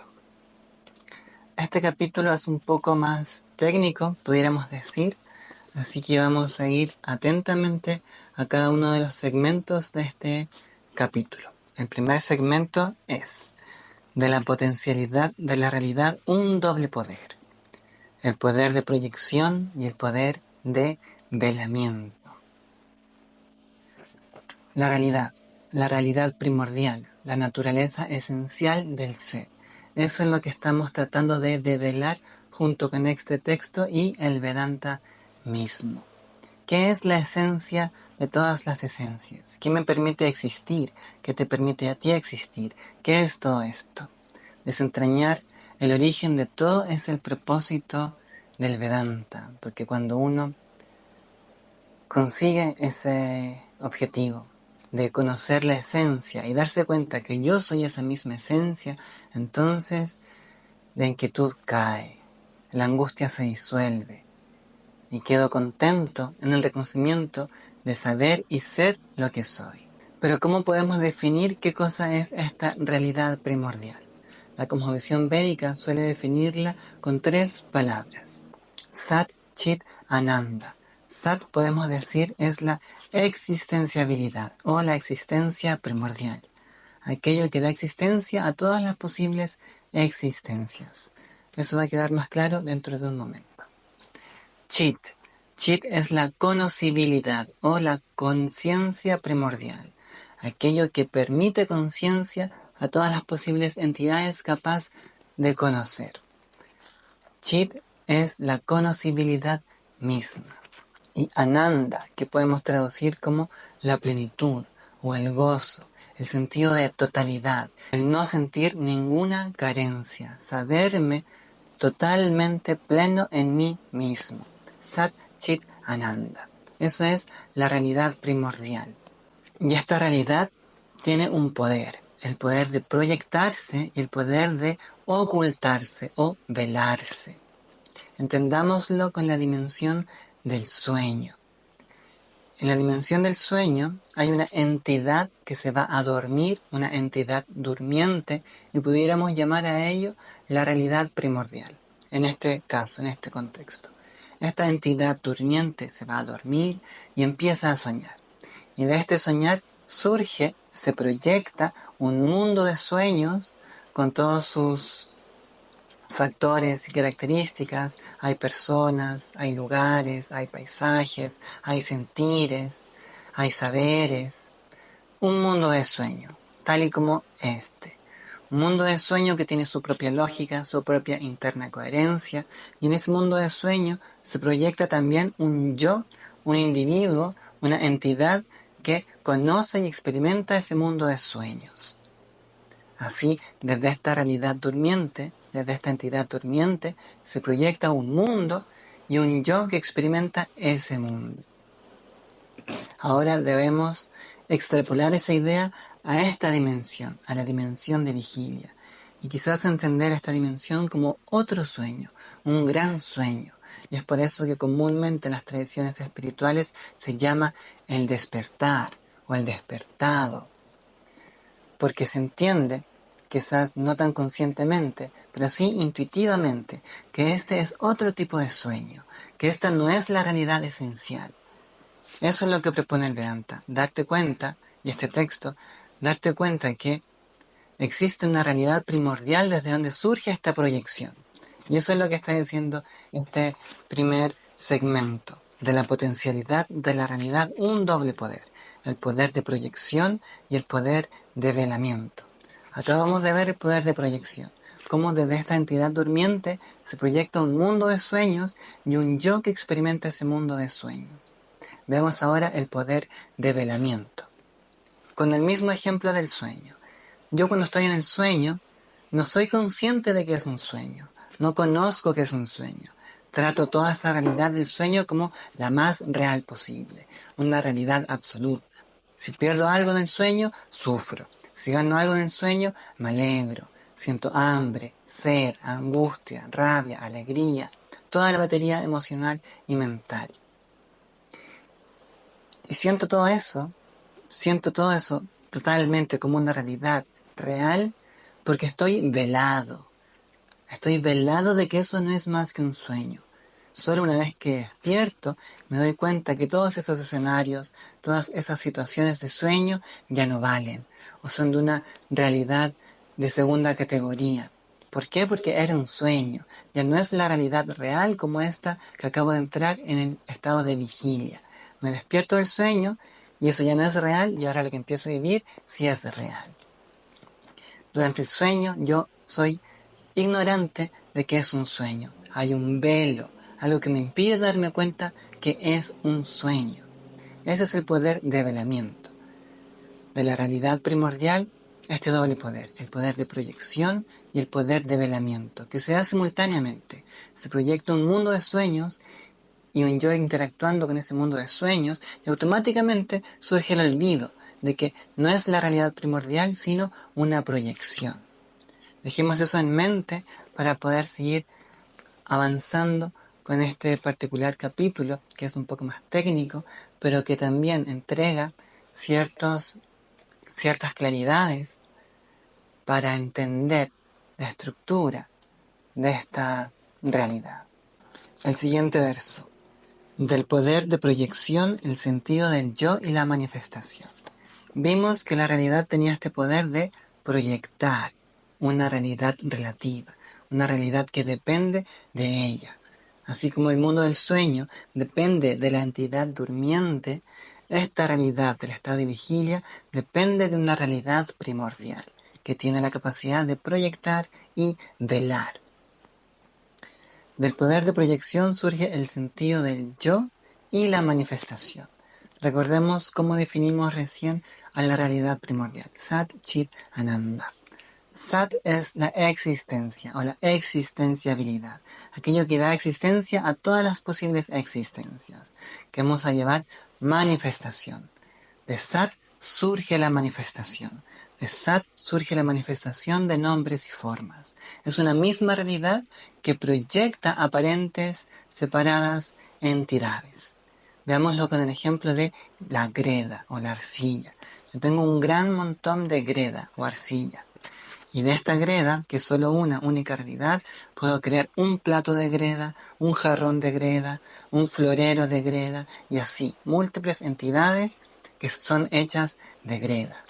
Desde la perspectiva de las entidades, hay muchas, jarrones, floreros, platos, pero desde la perspectiva de la sustancia esencial de aquello, hay solo una realidad, la greda. Los platos, los floreros, los jarrones no pueden existir si la greda no existe. Pero la greda sí puede existir sin ser plato, sin ser florero, sin ser jarrón. El poder de proyección implica esto, que de una existencia absoluta, primordial, surgen los nombres y formas que aparentan ser entidades individuales y separadas. Es toda una gran realidad. Del poder de proyección, entonces, surge la manifestación. De Sat, o la existenciabilidad, surgen las posibles y múltiples entidades. Y de Chit, que es la conciencia, o la conciencia primordial, o la conocibilidad, la capacidad de conocer, surgen todas estas individuales capacidades de conocer. Los individuales sentidos del yo. Cada entidad orgánica tiene una capacidad de conocer, un sentido del yo, en menor o mayor grado de desarrollo. Vimos que las plantas, los animales y los humanos tienen un distinto grado de conocer, un distinto sentido de yo para conocer, una distinta conciencia. Todas las entidades que pueden reflejar esta conciencia primordial conocen la realidad de una particular y específica manera. Y eso se convierte en su realidad. Entonces, del poder de proyección, el sentido del yo y la manifestación. El sentido del yo surge de la conciencia primordial y la manifestación surge de la existencia primordial. Mantengamos eso en mente. Es claro con el ejemplo del sueño. El sueño es una proyección de una entidad durmiente. Y esta proyección proyecta un mundo de sueños, distintas existencias, y proyecta un yo, una particular conciencia individual que conoce todas esas existencias. Ese es el poder de proyección. Veamos el siguiente verso. Del poder de velamiento surge la ignorancia entre la relación del sentido del yo y la conciencia, y la ignorancia entre la relación de la manifestación y la existencia. Vimos que el poder de velamiento era esta ignorancia de saberme en un sueño. Yo no sé que esto es un sueño. Y como no sé que esto es un sueño, me identifico con el sentido del yo y me identifico con las cosas que conoce y experimenta ese sentido del yo. Y esa es mi realidad. Y al desconocer aquello, estoy condenado a buscar en la impermanencia de estas existencias, de esta manifestación, un sentido de permanencia, un sentido de estabilidad, un sentido de seguridad. Pero nunca podré conseguirlo porque la manifestación es cambio. Esa es la naturaleza de la manifestación, el constante cambio. Yo no puedo esperar estabilidad y seguridad permanentes de una realidad que es impermanente. La manifestación es impermanente, siempre cambiante. El poder de velamiento es esta ignorancia también que me impide ver que este sentido del yo no tiene una existencia independiente y separada. Esta capacidad de conocer que tengo no depende de mí exclusivamente, sino que es nada más que un reflejo de la conciencia primordial. Existe una conciencia primordial y hay particulares combinaciones materiales que tienen la capacidad de reflejar esta conciencia y así desarrollar una conciencia individual, una capacidad de conocer individual. Y esta capacidad de conocer individual me permite conocer y experimentar el mundo de la manera en que lo hago. Cada especie, cada entidad experimenta la realidad de una particular y específica manera.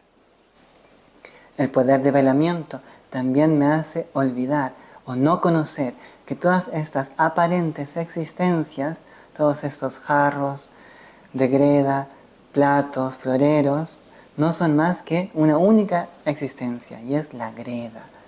De Sat, la existenciabilidad, surgen todas estas posibles existencias. El poder de velamiento me hace ignorar aquello. Y entonces yo me identifico con nombres y formas y con una realidad constantemente cambiante y trato de, en ese cambio, encontrar algo que me dé permanencia. Pero nunca podré hacerlo porque la realidad externa es siempre cambiante. La realidad externa es solo una proyección, es una realidad relativa, no tiene un asidero real, es solo un sueño. El poder de velamiento es eso, esta capacidad para impedir que yo pueda darme cuenta de que esto es un sueño, de que no hay múltiples cosas, sino que aparenta ser múltiples cosas, de que no existo por mí mismo, sino que mi capacidad para conocerte deviene de una capacidad de conocer superior, primordial, una conocibilidad primordial. Vamos a ver en el siguiente verso cómo es que esta ignorancia es la causa del sufrimiento. El último verso, y quizás el más importante, porque concluye todo este capítulo, dice: esta ignorancia es la causa del sufrimiento. ¿Cuál ignorancia? Ignorar que de la conciencia primordial surge una conciencia individual o sentido del yo que me permite conocer lo que conozco. E ignorar al mismo tiempo que de una existencia primordial surge todo este mundo, toda esta manifestación de nombres y formas. ¿Por qué esa ignorancia es causa del sufrimiento? Porque al no conocer cuál es mi verdadera naturaleza, yo me identifico con este sentido del yo y creo ser un alguien separado e independiente de todo lo demás, que tiene particulares relaciones con lo externo, con la manifestación. Esta cosa me gusta, esta cosa no me gusta. Por esta cosa voy a luchar, voy a tratar de acercarme, voy a tratar de tener esto, o ser uno con esto, o experimentar esto. Y esta otra realidad, este otro nombre y forma, no me gusta, no lo quiero. Me voy a alejar, voy a hacer esfuerzos para no ser uno con ello, no experimentar aquello. Esto es un constante vaivén, una constante inquietud. Me acerco a ciertas cosas y me alejo de otras cosas, porque vivo en dualidad, vivo separando la realidad. No sé, ignoro que todo no es más que una única realidad, pero al identificarme en esta encapsulación de conciencia, yo doy nombres a lo externo, raga, duesha, me gusta, no me gusta, voy hacia ello o me retiro de ello. Y esto es samsara. Samsara no quiere decir nada más que falta de quietud. Samsara entonces es inquietud, angustia, siempre en esta búsqueda por algo o por alejarme de algo. Y esa es la causa de la ignorancia. Al no reconocer mi verdadera naturaleza, estoy condenado a tratar de encontrar algún asidero de permanencia en una realidad que no la tiene, La manifestación es siempre impermanente, siempre cambio. Ese es su juego y de hecho esa es su gracia. La gracia de la manifestación es el cambio. Y eso, más que ser algo pesimista, es una invitación a disfrutar el momento. Si sé que todo va a cambiar, entonces conscientemente me entrego a disfrutar ese momento, porque es efímero, no dura nada. La manifestación es así, siempre cambiante, siempre impermanente. La insensatez se da al yo pretender encontrar permanencia, seguridad, bienestar estable en una realidad que no la tiene, en una realidad que está en constante cambio. Por eso la invitación de este texto y del Bhanta mismo es al reconocimiento de mi verdadera naturaleza, a reconocer que soy la conciencia primordial y no los particulares contenidos que existen en esa conciencia. Soy el vedor y no lo visto. Soy la capacidad de conocer, y no las cosas que se conocen. No soy ninguno de mis estímulos sensoriales, no soy los sonidos que conozco, no soy los aromas que conozco, pero tampoco soy las emociones que siento, ni los pensamientos que pienso. Todo eso no son más que objetos para este sujeto esencial, no son más que contenidos para esta conciencia. Por eso se dice que esta ignorancia es la causa del sufrimiento.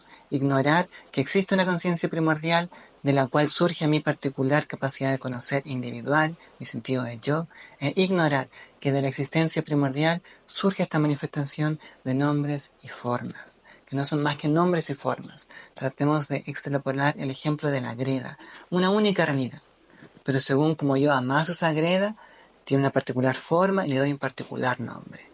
Imaginemos que existe una greda cósmica que genera todas estas infinitas formas. La propuesta de este texto es trascender ese velo, no quedarme identificado con las formas, sino que ir al fondo. Y eso es lo que vamos a tratar de ver en el siguiente capítulo, formas y fondo.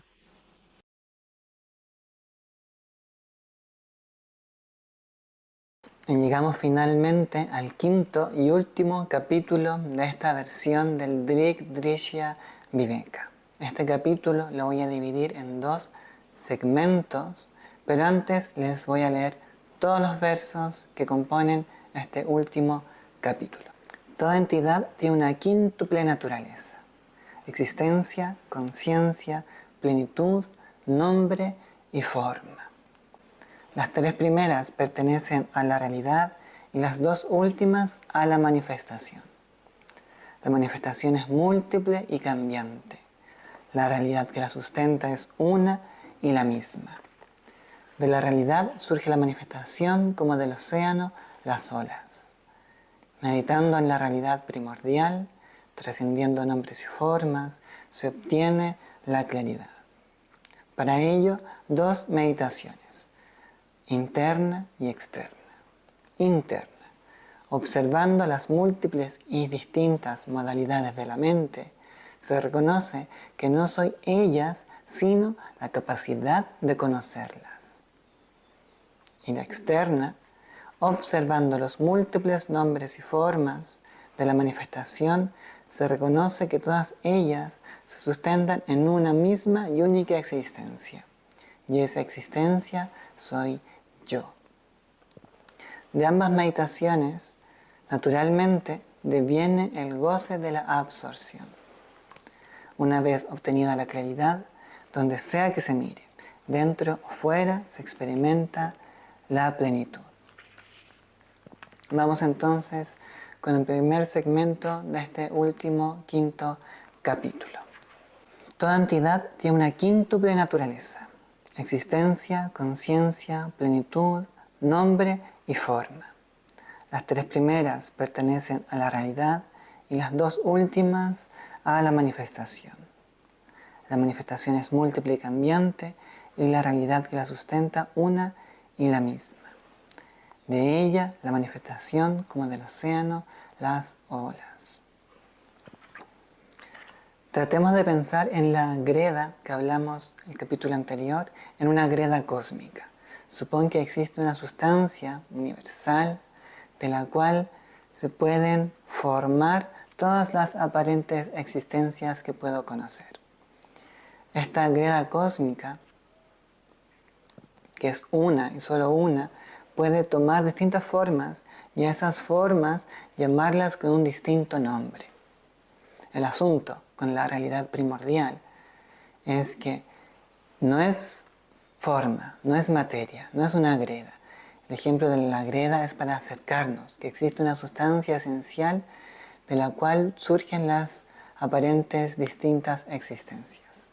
Pero la realidad primordial no es material, sino espiritual. Espíritu y materia. Espíritu es no materia y materia es no espíritu. La esencia de la existencia es no material o espiritual. Y eso puede jugar un poco con la mente, con el condicionamiento social, cultural, porque puede ser difícil entender que de la nada surge el todo. No es una nada incapaz, al contrario, es una potencialidad. Es como tener un cuadro en blanco y ahí no hay nada pintado, pero potencialmente hay todo. Hay todos los posibles paisajes, todas las posibles frutas, todas las posibles personas. Todo eso se puede pintar en este cuadro que no tiene nada. De la nada surge el todo. Y ese todo es visto desde una dualidad sujeto y objeto. Entonces ese todo se divide en algos, múltiples algos. Vamos a ver eso más adelante. La realidad primordial, vimos, es Sat Chit Ananda. Sat, la existencialidad o la existencia que permite las múltiples existencias. Chit, la conocibilidad o la conciencia primordial, aquello que permite conciencia a las entidades capaces de conocer. Y Ananda, o la plenitud. La naturaleza esencial de la realidad es la plenitud. La plenitud, saberse totalmente llena, satisfecha en sí, sin la carencia de nada externo, porque se disuelve la ilusión, la identificación con lo externo. Se da cuenta que solo hay una sola realidad. Y al darme cuenta que solo existe una realidad y que esa realidad soy yo, deviene la plenitud. Sat Chit Ananda. Existencia, conocibilidad y plenitud son los atributos de la realidad primordial. Nombre y forma, nama y rupa, son los atributos de la manifestación. Yo tengo esta greda, este pedazo de greda, que es solo greda, una única realidad, greda. Y de esta greda puedo sacar un montón y hacer un jarro, o hacer un plato, o alguna figura. Esa figura tiene una particular forma y de esa forma recibe un nombre.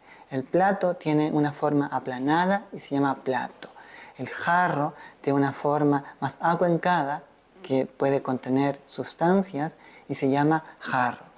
La sustancia esencial es la misma, la greda, pero por la distinta forma yo le doy un distinto nombre. La manifestación es nombre y forma de una sustancia esencial. Nombre y forma de una realidad esencial. Mantener eso en la mente. El segundo verso dice, la manifestación es múltiple y cambiante. La realidad que la sustenta es una y la misma, y de ella la manifestación como del océano, las olas. Ahora usemos otro ejemplo, el ejemplo del océano. El océano genera estas entidades, estas formas llamadas olas. Olas grandes, olas chicas, olas gruesas, olas más delgadas, olas que duran un buen periodo de tiempo, olas que duran poco tiempo. Las olas son distintas y yo les llamo de maneras distintas, grande, chica, corta, larga. Pero es solo océano. La ola no tiene una realidad independiente. La ola no es más que un nombre y forma del océano. Todas las cosas que yo puedo conocer no son más que nombres y formas de una única y eterna sustancia. El asunto es que a veces es difícil capturar lo que se quiere decir con esa sustancia, con esa realidad primordial, y es que no es materia. La realidad primordial no es materia. Es una nadedad, todo posible, todo potencia, que puede ser cualquier cosa. Es una nadedad con la total potencialidad de ser cualquier alguedad. Y esa cualquier alguedad, la suma de todas esas alguedades hacen esta manifestación.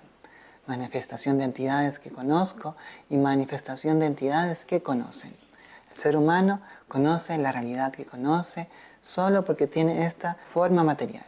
esta particular combinación material le permite una particular capacidad de conocer, y es esa particular manera de conocer en cómo percibe la realidad. Pues la realidad no es como la ve el ser humano. La realidad es para el ser humano del modo en que la puede ver, del mismo modo en que para otras entidades la realidad es distinta. La realidad es lo que yo puedo conocer de ella, lo que yo puedo percibir de ella. Y aquí podemos ir un poco más profundo y entender que nunca es posible el conocimiento final de la realidad primordial, porque la realidad primordial es de donde surge la capacidad de conocer. La realidad primordial no es nunca un objeto, es siempre lo que está conociendo. La conciencia es lo más cercano a la realidad primordial, porque mis pensamientos, mis emociones, las personas que conozco, los lugares que visito, todo eso existe al fin y al cabo en mi conciencia, en mi capacidad de conocer. La conciencia es la realidad primordial. El jarro de greda, el plato de greda existen porque la greda existe. El jarro y el plato no son más que nombre y forma de esta greda. Pensemos esta greda como una greda cósmica, y ahora pensemos que no es material, sino una sustancia invisible, pero siempre presente, que crea y permite el reconocimiento de estas aparentes entidades. Las formas solo son una manifestación de esta realidad primordial. Eso es lo que hay que recordar. Y ahora pasamos a la segunda sección de este último capítulo. Es una sección que uno puede abordar de una manera más práctica, porque funcionan los siguientes versos como una guía para una meditación externa y una meditación interna. Una meditación tan potente que puede hacerse todo el tiempo, porque todo el tiempo estoy conociendo algo afuera o algo adentro. Revisemos los versos. Meditando en la realidad primordial, trascendiendo nombres y formas, se obtiene la claridad. Para ello, dos meditaciones, interna y externa. Aquí detengámonos un momento. Meditando en la realidad primordial, trascendiendo nombres y formas, se obtiene la claridad.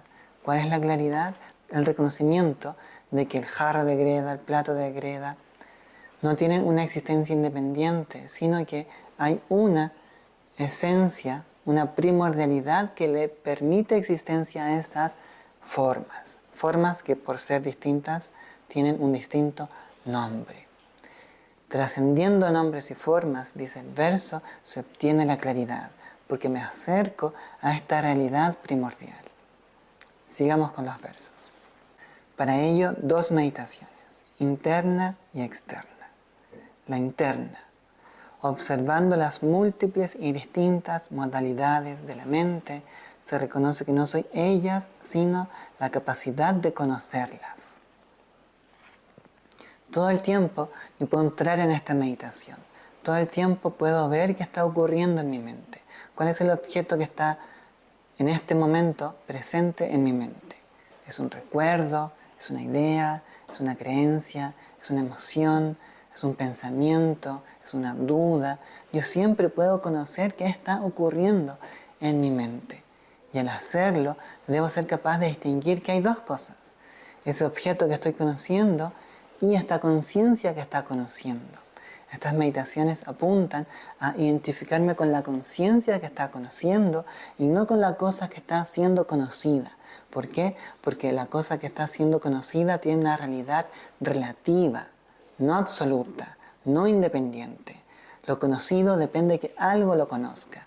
El jarro de greda no puede existir si la greda no existe. El plato no puede existir si la greda no existe. Nada de estas múltiples y distintas entidades, existencias, pueden existir si no hay una existencia primordial que le esté permitiendo este poder. La meditación apunta a eso, a trascender las formas e irme al fondo. El fondo en este caso es la conciencia que conoce cada uno de estos objetos mentales. Vimos anteriormente que los objetos mentales son emociones, pensamientos, recuerdos, creencias y todo lo que implique un concepto. Eso es objeto mental. La invitación en estos versos es reconocer que no soy las cosas que conozco, sino la capacidad de conocer. Así como sé que no soy esta cámara, ¿por qué? Porque estoy conociendo la cámara, porque la cámara es un objeto para mí, es distinto de mí. Yo no soy eso que está conociendo. Y si yo no soy esta cámara, también yo no soy mis emociones, mis pensamientos, mis recuerdos. Eso no es más que una circunstancia, no es más que un particular evento que tiene lugar en la interacción de esta particular combinación material. Pero no es mi realidad. Mi realidad es la capacidad que conoce todos estos objetos mentales. Vamos con la siguiente meditación. La meditación externa. Observando los múltiples nombres y las distintas formas de la manifestación, se reconoce que todas ellas se sustentan en una misma existencia y esa existencia soy yo. Volvamos al ejemplo del océano. Yo estoy mirando el océano y veo cómo se levanta una ola y cómo se disuelve esa ola. Puedo decir, la ola nació, vivió y murió. Y luego veo otra ola. Puedo incluso contar las olas que veo. Pero todas esas manifestaciones, todas esas formas, no son más que océano. De hecho, el océano no es más que un particular nombre del agua. Así como un lago, un río, una nube.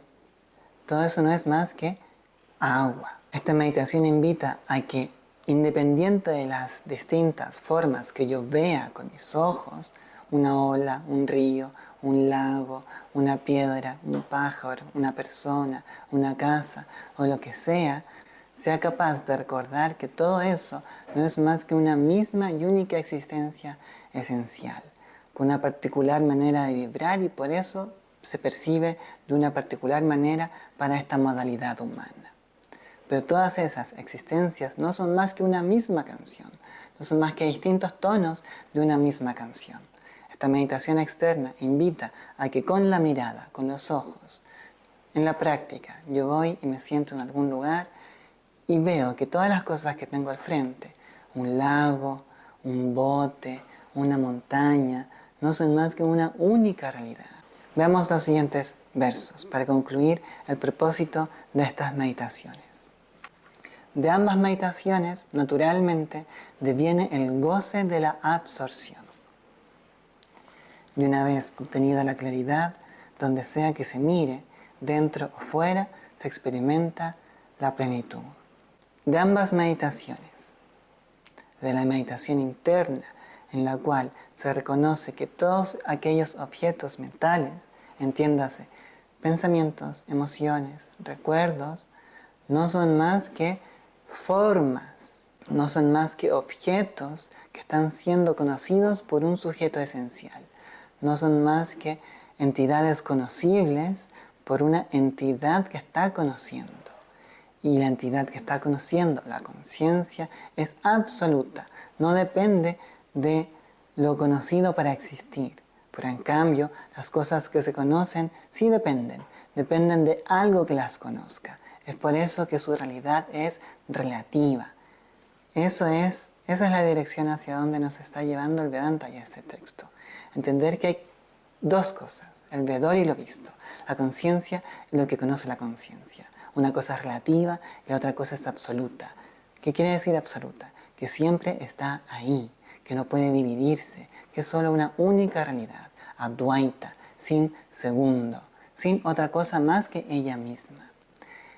Y lo que aparenta ser un objeto distinto, una alegría, una pena, un recuerdo, una creencia, no son más que modulaciones, que no tienen una realidad independiente, son apariencias, son realidades relativas, que dependen de algo para su existencia. Y la meditación externa, en la cual a través de mis ojos y a través de aquel registro mental de aquello que yo entiendo como externo, pueda reconocer que todas estas distintas nombres y formas no son más que una misma existencia, digamos una canción vibrando a diferentes tonalidades, y las percibo de esa manera.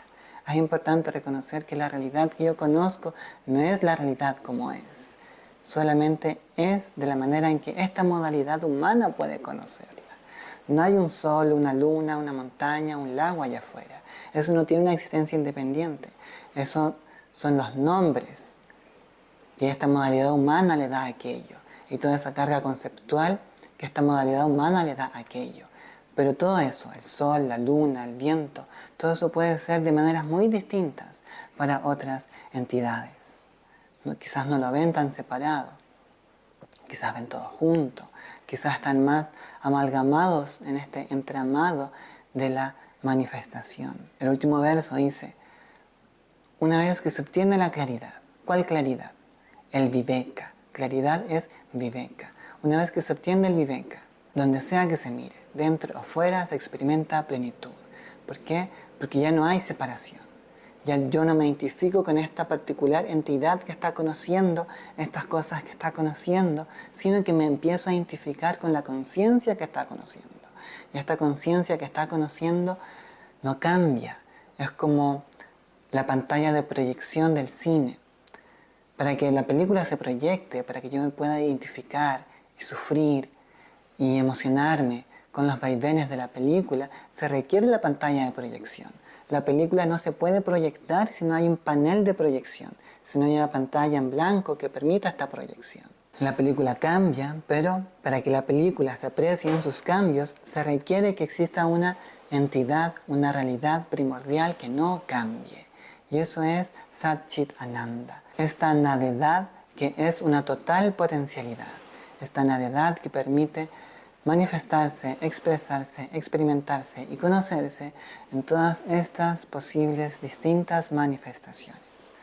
La invitación de este texto es a dejar en claro el viveka, la distinción entre el vedor y lo visto. Hay algo que está siendo conocido y experimentado, y hay algo que está conociendo y experimentando. Lo conocido y experimentado es relativo, temporal, dependiente. Lo que está conociendo y experimentando está siempre ahí. Yo siempre soy, siempre estoy en mí, siempre estoy existiendo. Es una realidad independiente y absoluta. El propósito de este texto es reidentificarnos con nuestra verdadera naturaleza. Todas estas aparentes existencias no son más que mi misma existencia, siendo vistas desde una particular encapsulación de conciencia y por eso siendo entendidas como algo distinto de mí. Pero en realidad es todo una gran, única y eterna realidad. Y esa realidad es lo que se es. Esa realidad soy yo y esa realidad eres tú.